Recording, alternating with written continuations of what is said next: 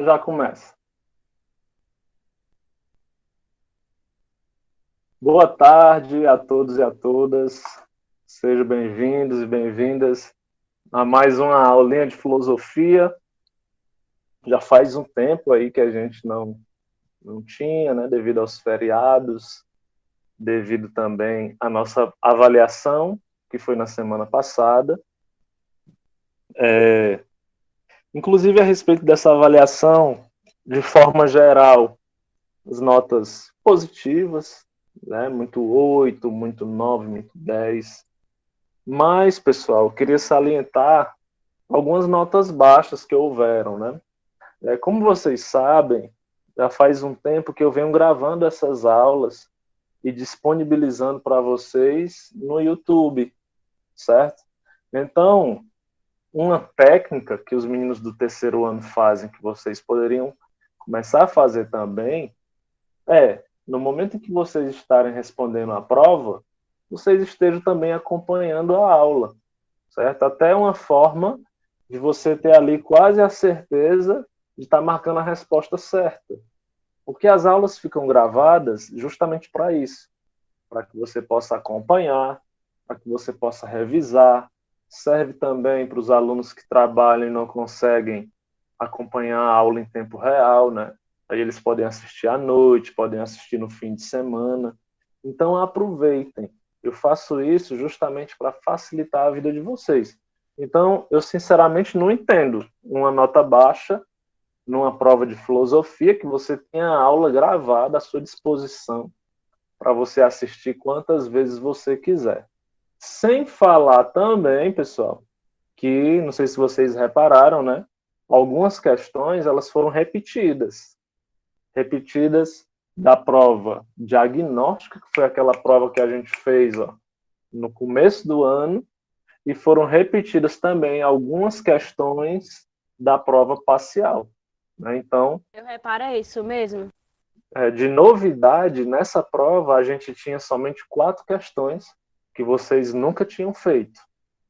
As outras 6 vocês já tinham feito e inclusive acertado, na grande maioria. Inclusive a gente já tinha corrigido e os vídeos da correção estão disponíveis também no canal do YouTube. Então, assim, vocês têm muitas formas de responderem essa prova. A única coisa que eu realmente não aceito é vocês pescarem dos colegas, porque aí vocês vão estar se prejudicando, tá bom? Mesmo que eu não consiga saber quem é que pesca, quem é que não pesca, né? Só consigo dizer para vocês que fazer isso é estar se prejudicando, tá bom? Então, na aula de hoje, nós vamos fazer aqui a correção da avaliação. Vamos dedicar um pouco mais de tempo às 4 questões inéditas sobre o estoicismo. E, se der tempo, a gente vai iniciar hoje a terceira escola do período helenístico, que é o pirronismo. Tá bom? Então, eu vou botar aqui o link da prova de vocês para que a gente possa fazer a correção. Né?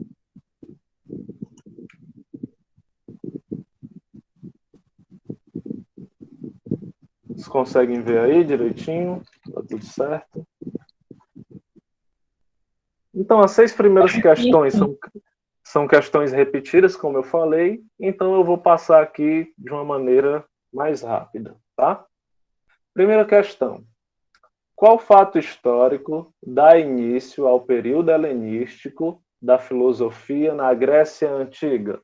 Qual é o fato histórico que proporciona o começo, o início do período helenístico? A invasão de Alexandre o Grande.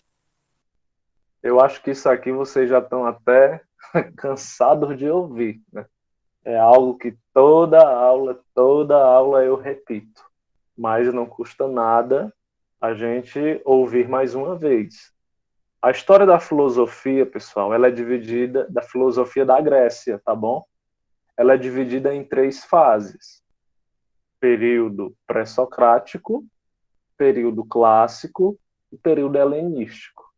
O período pré-socrático ele é marcado pelo surgimento da filosofia, né, enquanto ciência. O período clássico é aquele momento de fortalecimento da democracia, que foi quando Sócrates viveu.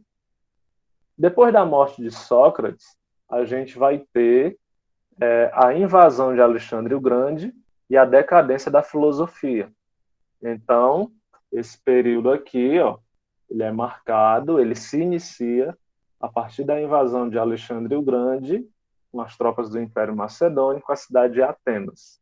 Letra D, de D dada. Quem errou essa aqui, gente, é a questão que eu mais repeti até agora, justamente para vocês não esquecerem. Aquele que melhor goza a riqueza é aquele que menos necessidade dela tem. A citação acima, oriunda da filosofia epicurista, indica que marcaram o quê? Vive melhor aquele que se acostuma com pouco. Exatamente. Quando você se acostuma com pouco, você fica satisfeito com o simples. Fica satisfeito também caso você tenha algum contato com o que é bom, com o que é sofisticado. No entanto, se você se acostuma só com o que é sofisticado, quando você tem contato com o simples, você não fica alegre, você fica triste. Então, para evitar a tristeza, todos nós, devemos nos acostumar com pouco. Resposta correta, letra A. Terceira questão. Alguns dos desejos são naturais e necessários, outros naturais e não necessários.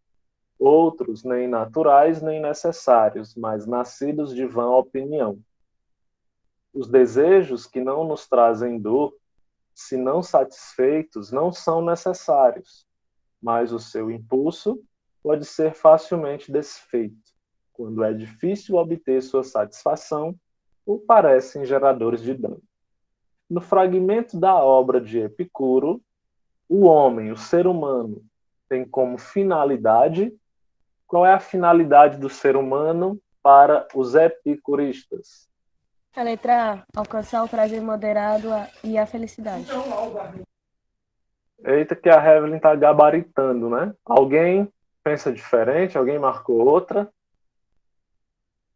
Alguém concorda? Resposta correta, letra A. Letra A. Alcançar o prazer moderado e a felicidade. Ou seja, pessoal, o que é que essa expressão prazer moderado indica? Eu espero que vocês estejam anotando aí algumas coisas, né? Prazer moderado indica que a gente deve satisfazer o nosso prazer, mas com cuidado. A gente deve lembrar que o Epicuro ele dividiu o prazer em 3 tipos: naturais e necessários, que são aqueles que garantem a nossa sobrevivência e nós sempre devemos satisfazer; naturais e não necessários, que são aqueles que a gente deve pensar bem antes de fazer, pois estão ligados a um certo tipo de luxo. Também as relações sexuais se incluem aí. E o terceiro tipo são os prazeres não naturais e não necessários, que são aqueles que a gente deve evitar, pois acabam modificando a nossa personalidade. Então, a resposta correta é a letra A, né? Alcançar o prazer moderado, aqueles lá do primeiro tipo, e a felicidade. Resposta correta, letra A. Quarta questão. O termo ataraxia designa o ideal da imperturbabilidade ou da serenidade da alma, em decorrência do domínio sobre as paixões ou da extirpação destas. O termo ataraxia está fortemente ligado ao epicurismo. Só podia ser. Lembremos, Pensa pra ataraxia, essa aí, viu? ataraxia é a paz da alma. Aponia é o quê? A aponia é o domínio do corpo. Inclusive é a resposta da quinta questão. Letra B. Ataraxia, serenidade da alma. Aponia, domínio do corpo, domínio das paixões, que segundo o epicureísmo é o verdadeiro prazer. O verdadeiro prazer é quando você consegue dominar as suas paixões, certo? Então, resposta da quarta, letra A, e resposta, tá certo, né? Letra A, e resposta da quinta, letra B. Vamos para a sexta, ainda sobre o epicurismo, né? Nenhum prazer é em si um mal. Certas coisas capazes de engendrar prazeres trazem consigo maior número de males que de prazeres. Quanto à posse de bens materiais, Epicuro classificava este tipo de prazer entre os, letra C, né? Prazeres não naturais e não necessários, que são aqueles que nós devemos evitar a todo custo. Os bens materiais nos trazem sentimentos de egoísmo, de avareza, impedem que a gente, sei lá, enxergue o próximo como a gente deveria. Então, devemos evitar esse tipo de prazer. Resposta correta, letra C. Nas questões que se seguem, existe um texto, né? Que fala o seguinte: leia o texto e responda verdadeiro ou falso nas afirmativas das questões 7, 8 e 9. Então, vamos ler o texto, né? Alguém poderia ler, gente, o texto? Mais alguém?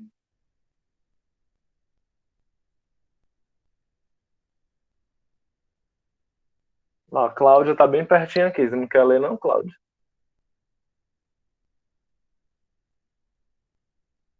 Evelyn está com a mão levantada. Eu tô não, pensei que era ele. Eu posso ler? Leia, Bia. A Rocha.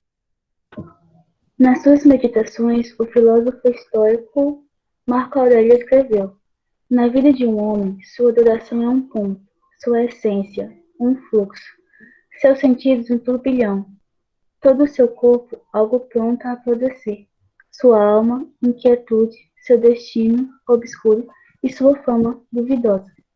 Em resumo, tudo o que é relativo ao corpo é como o fluxo de um rio.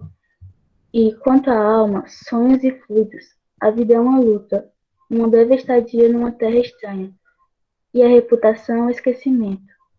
O que pode, portanto, ter o poder de guiar nossos passos? Somente uma única coisa, a filosofia. Ela consiste em abster-nos de contrariar e ofender o Espírito Divino que habita em nós, entandecer o prazer e a dor, não fazer nada sem propósito, evitar a falsidade e a dissimulação, não depender das ações dos outros, aceitar o que acontece, pois tudo provém de uma mesma fonte, e, sobretudo, aguardar a morte com calma e resignação, pois ela nada mais é que a dissolução dos elementos pelos quais são formados todos os seres vivos. Se não há nada de terrível para esses elementos em sua contínua transformação, por que então temer as mudanças e a dissolução de todo? Vejam que texto massa, né, gente? Que texto massa. De maneira bem resumida, o que o texto quer dizer, né? Esse texto, na verdade, ele resume toda a filosofia estoica. A gente deve lembrar que Zenão, ele foi o criador do estoicismo, né? A palavra estoicismo significa estoar, uma espécie de pórtico ou portal onde os filósofos estoicos se reuniam. Zenão foi o principal deles, mas a gente está conhecendo outro aqui, que foi o imperador Marco Aurélio, para vocês verem como o estoicismo ele foi importante na sua época, até o imperador era o filósofo, certo? E o que o Marco Aurélio está dizendo aqui é o seguinte, cara, a vida, ela passa muito rápido. Nada do que a gente constrói na vida fica. Então a gente tem que aprender a viver, tem que aprender a aceitar as coisas que acontecem, que é o que ele chama de resignação. O que é resignação? Resignação é quando você aceita o seu destino. É quando você não tenta mudar aquilo que você não pode mudar. Certo? Você tem que se preocupar com aquilo que você pode mudar. Aquilo que você não pode, você não tem que ficar chateado porque você não conseguiu mudar. Certo? E o último conselho que ele deixa é em relação à morte. O que é a morte? Olha o que ele diz a respeito da morte. A morte nada mais é que a dissolução dos elementos pelos quais são formados todos os seres vivos. Ou seja, a morte ela também é vida. A gente se dissolve para dar vida a outros seres vivos que vão ser formados dos mesmos elementos que a gente. Então não há por que temer a morte. Simplesmente aceitar com resignação, aceitar que ela existe e que um dia ela virá.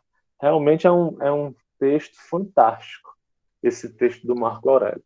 Eu acho que todo mundo devia ter esse texto aqui escrito na parede, assim, devia ter uma parede em cada cidade com esse texto aqui escrito. Ou então, escrever isso aqui na capa do seu caderno. Muito massa. Então, a questão 7, a gente vai dizer se é verdadeiro ou falso, diz o seguinte: Marco Aurélio nos diz que a morte é um grande mal. Verdadeiro ou falso?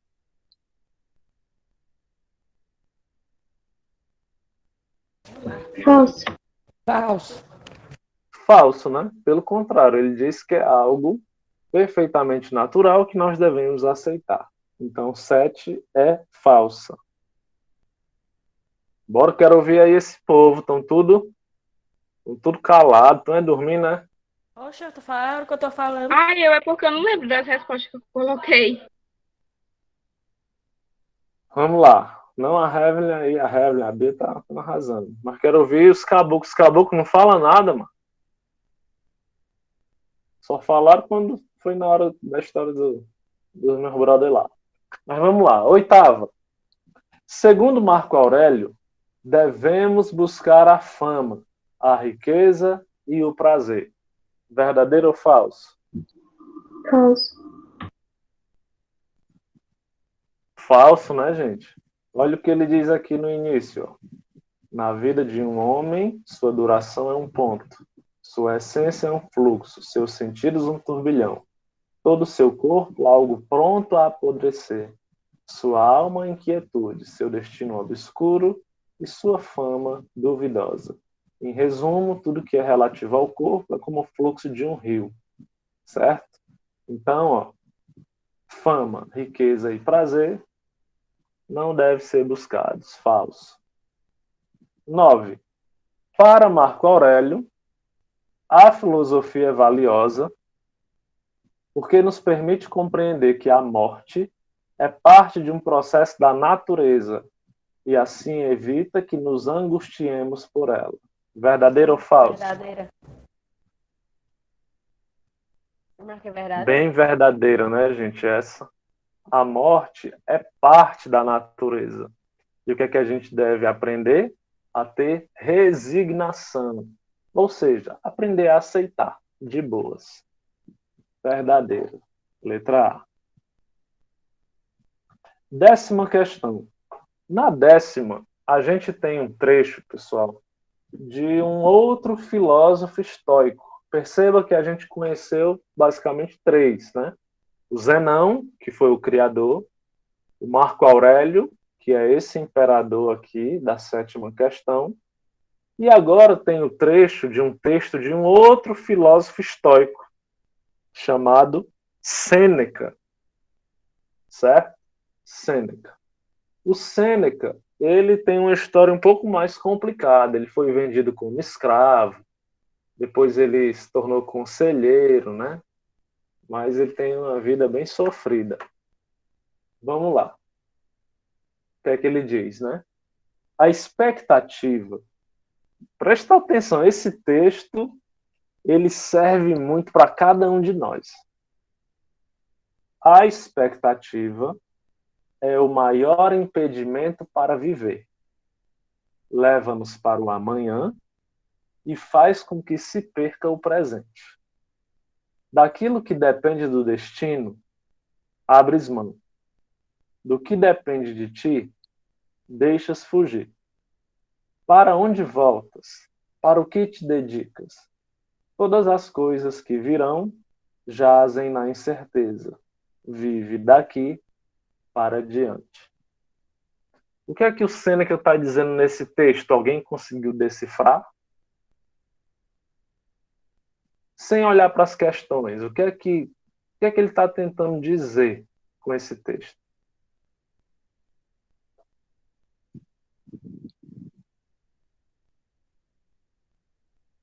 Que a vida é uma grande incerteza. Que a Tem vida é uma grande várias certeza. coisas que nós não temos controle. E o que é que ele diz que nós devemos evitar? O que é que fica claro aí nesse trecho que nós devemos evitar? Se preocupar com o futuro e essas coisas. Como é que a gente chama isso, essa preocupação com o futuro? Esse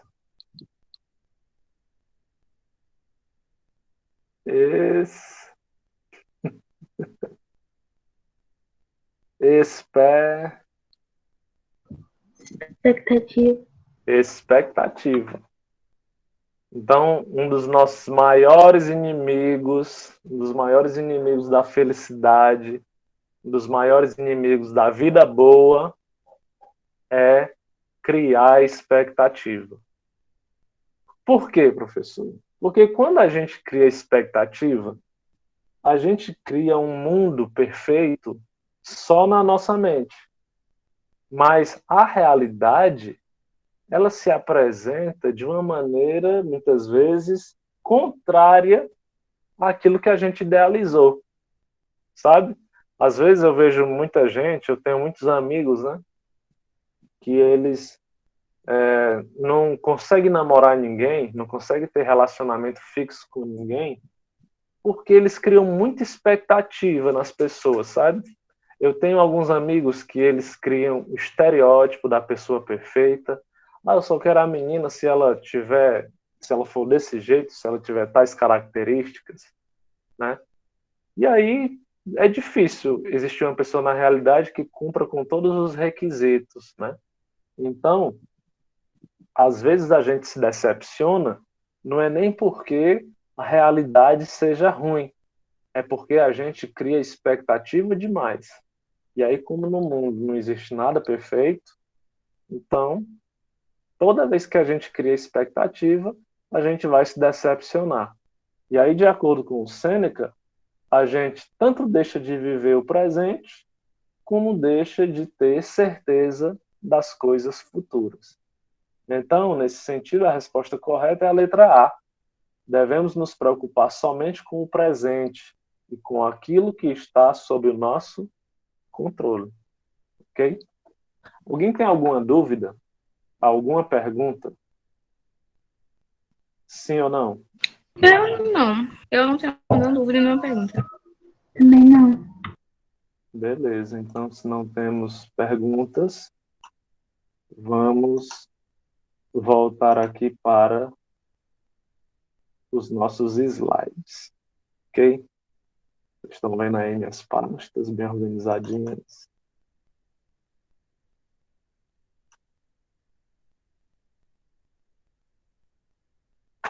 Beleza, pessoal? Então, para finalizar o estoicismo, vou falar de novo aquela frase que ilustra muito bem essa corrente filosófica. Aceita que dói menos. Diante daquilo que você não pode mudar, meu querido e minha querida, aceite que dói menos. Você vai sofrer menos e vai ter uma vida muito melhor. Escuta o que eu estou dizendo. Beleza? Vamos iniciar aqui o pirronismo, só uma introdução. A gente dá continuidade na semana que vem. Beleza, pessoal? Tudo em paz, tudo certo? Então é o seguinte. Tudo na paz. Até agora, nós estudamos, ao longo desse ano de 2021, desse ano maravilhoso, nós estudamos duas correntes filosóficas do período helenístico.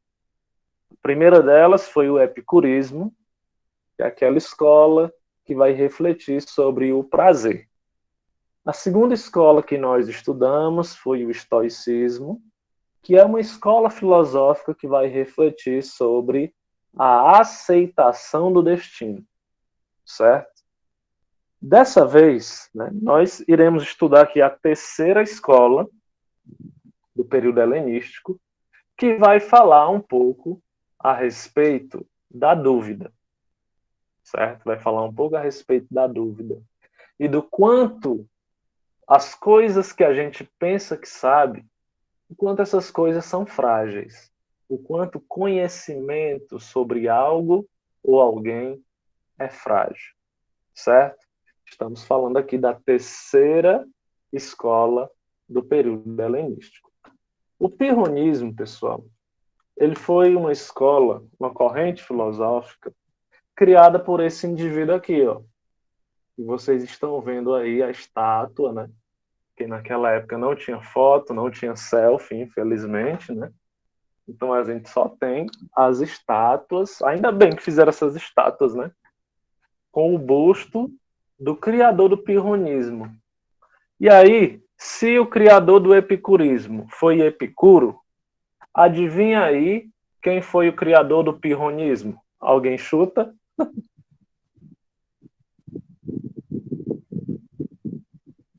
Passar a mínima.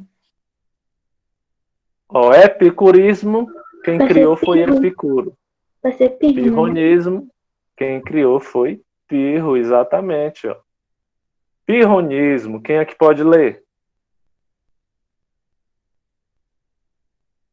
Eu Rapaz, não tem. Vai, Bia, mas não tem nenhum caboclo que lê, né, macho?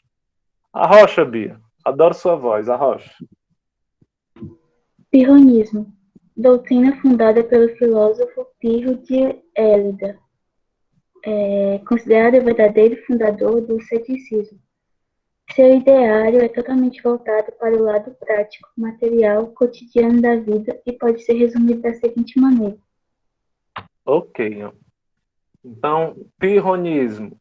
Doutrina fundada pelo filósofo Pirro. Ponto. Até aí tudo bem. Considerado o verdadeiro fundador do ceticismo. Olha aqui, botei entre aspas a palavra ceticismo. Alguém sabe, pessoal, o que é que significa a palavra ceticismo? Alguém já ouviu falar nessa palavra? Palavra, professor?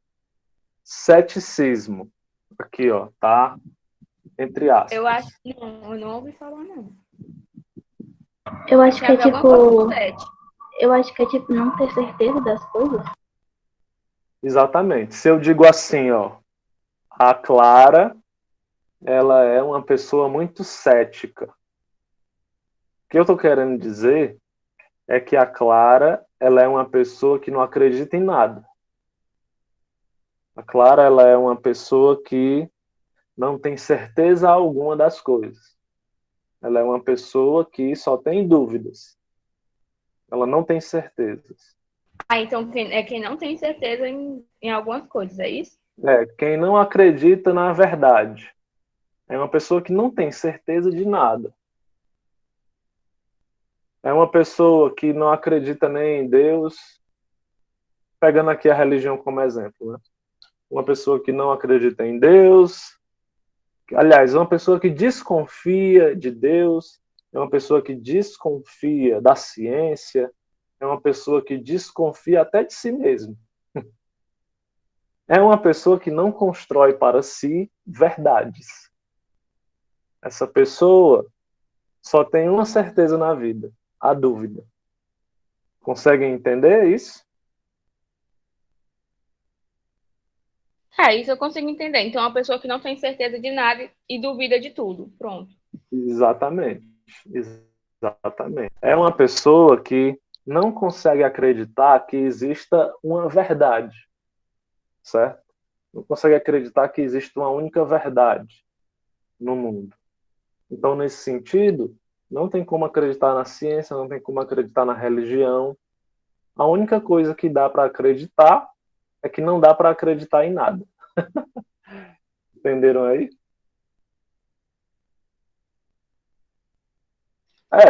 Não sei. Aí é vocês que vão ter que decidir se é algo bom, se não é, tá? Então vamos passar para frente. Para o pirronismo, não se deve ter, presta atenção, não se deve ter nem emitir qualquer julgamento ou juízo sobre coisa alguma. Não se deve afirmar ou negar sobre quaisquer fatos, seres ou objetos, pois o intelecto humano é limitado e incapaz de chegar à verdade sobre qualquer coisa. Aí eu pergunto para vocês. Vou perguntar para a Fabiana, que respondeu aí no chat. Fabiana, tu acha que é possível conhecer 100% uma pessoa? Não. Mesmo se essa pessoa for nós mesmos, será que tu acha que não é possível se conhecer 100%, não?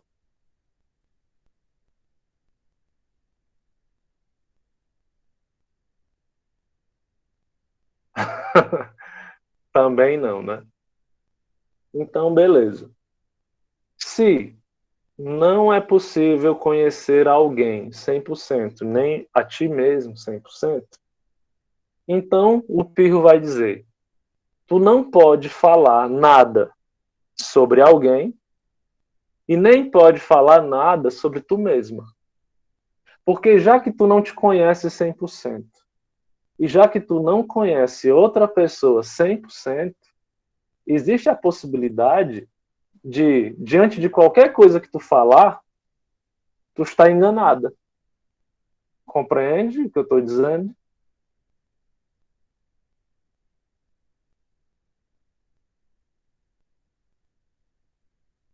Sim? Conseguiram entender, gente? Então é assim, se Professor, eu... pode falar. a mesma pergunta que o senhor fez para a Fabiana. Você acha que pode se conhecer 100% cada um da gente? Rapaz, nesse ponto, eu vou concordar com o Pirro, sabe? Eu acho que não tem como a gente conhecer 100% as pessoas, não. E a gente mesmo, a gente se engana demais. Eu mesmo já falei várias vezes, né? Eu me conheço, eu nunca vou fazer isso. Um minuto depois, lá estava eu fazendo. Prazer, Entendeu? Clara. É. Então, agora o Pirro, ele é um pouco extremo, né? Ele vai dizer assim, olha, claro, se você não se conhece 100%, você não pode sair por aí dizendo aquilo que você é e aquilo que você não é, já que você não se conhece. Da mesma forma com os outros. Se você não conhece os outros 100%, você não pode sair por aí afirmando ou negando o que quer que seja para as pessoas. Certo? Você não pode.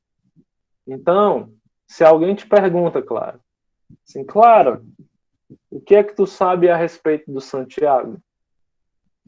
O ideal, de acordo com o pirronismo, é que você não fale nada.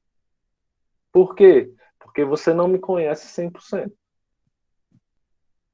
Certo? Da mesma forma, diante de qualquer pessoa. O que é que você sabe sobre fulano de tal? Você entrega o silêncio. Porque você não Então a pode. gente nunca pode falar nada, porque nunca ninguém se conhece 100%.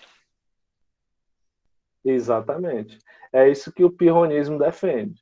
Diante de qualquer julgamento, diante de qualquer julgamento, a gente não deve falar o que quer que seja.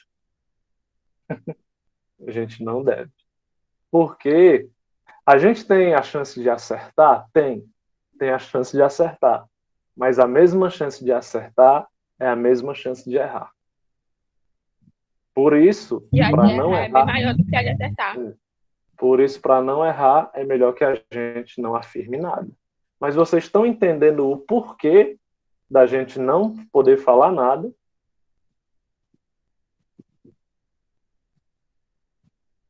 Não, não sei. É porque a gente não pode conhecer tudo 100%. Presta atenção. Ó. Eu perguntei para vocês no início. Podemos conhecer alguém ou algo 100%? Vocês disseram que não. A Fabiana disse que não e muita gente concordou. Aí eu perguntei, vocês acham que a gente pode se conhecer 100%? Vocês também disseram que não. Então, se a gente não conhece uma coisa, como é que a gente vai afirmar ou negar alguma coisa sobre ela? A gente tem que ficar calado, de acordo com o Pirro, né? Porque como é que eu vou falar de algo que eu não sei? Como é que eu vou falar de algo que eu não conheço? E aí vem o Sócrates com essa citação aí que vai complementar ainda mais. Ó. Sábio é aquele que conhece os limites da própria ignorância. Sábio é aquele que conhece os limites da própria ignorância. Então, sábio, muitas vezes, é aquele que se cala, porque reconhece que não sabe daquilo que está sendo discutido. Certo? Dúvidas, perguntas? Não, até aqui não. Beleza. Então, se não temos mais dúvidas por hoje, nós encerramos por aqui, sem dizer mais nada, seguindo aí o conselho do Pirro. E a gente se encontra na semana que Mas vem. Já falta 2 minutos. E a gente dá continuidade ao nosso assunto. Beleza? o link. Aula boa, passa ligeiro. Eu não vou mandar o link da frequência não, porque tá dando problema essa semana, viu? Tem bicho não. Então, no mais, um bom fim de semana a todos e a todas. E qualquer coisa, eu tô por aqui. Mais tarde eu mando a gravação da aula. Goodbye, Beleza? goodbye. Um cheiro, até mais. Professor também, professor também.